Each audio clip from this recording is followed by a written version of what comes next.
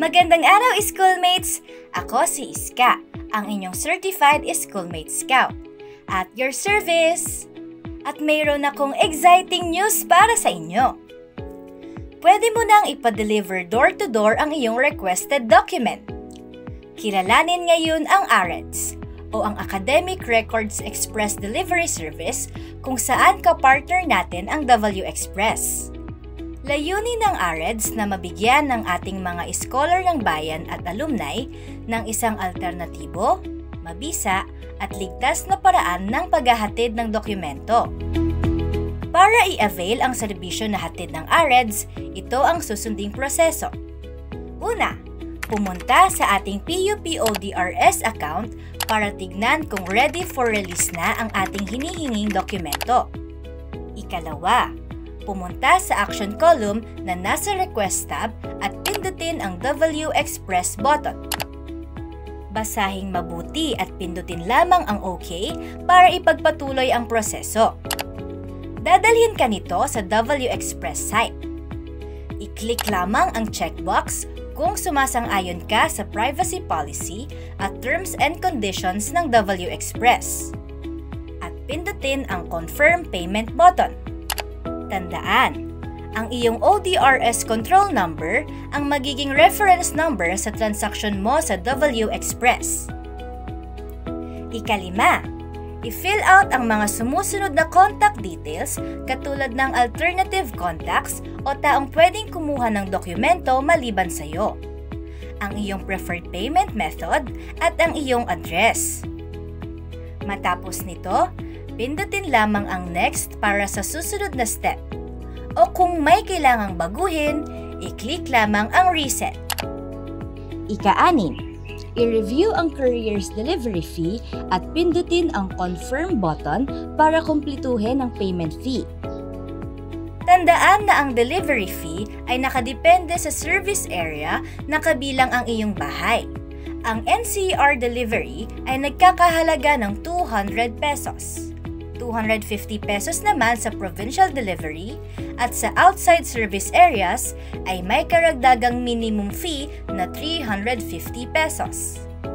Ikapito, lalabas ang ating payment confirmation kapag matagumpay ang ating payment transaction.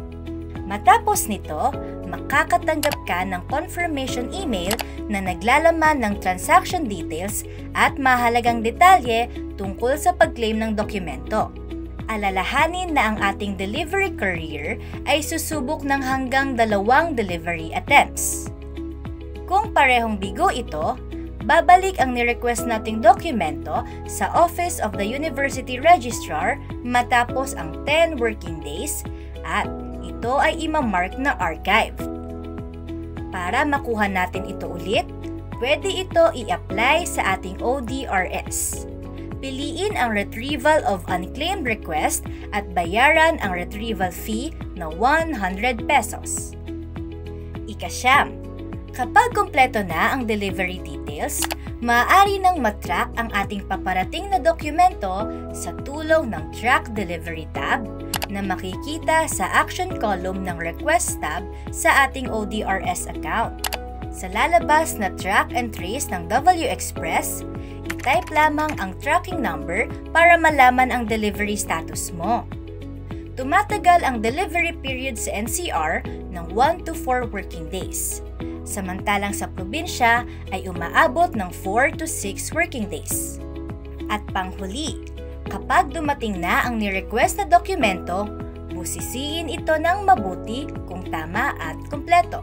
Sa mga sitwasyon na hindi ikaw ang tatanggap ng pakete mula sa courier, siguraduhin na ang iyong alternative contact person ay may dalang kopya ng inyong authorization letter at valid ID para siya ang kumuha para sa iyo.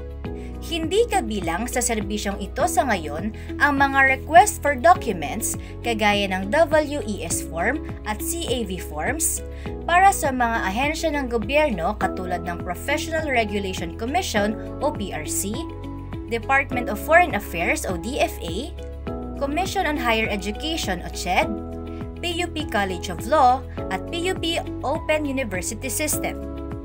Ito ay i-offer sa lalong madaling panahon, kaya hintay-hintay lang schoolmates! Kung may katanungan tungkol sa iyong natanggap na dokumento, mag-email sa ating University Registrar sa registrar@pup.edu.ph para ma-aksyonan agad ito. Ganun lamang kadali! Muli, ako si Iska, ang inyong Certified Schoolmate Scout. At your service! Kita-kita ulit mga schoolmates!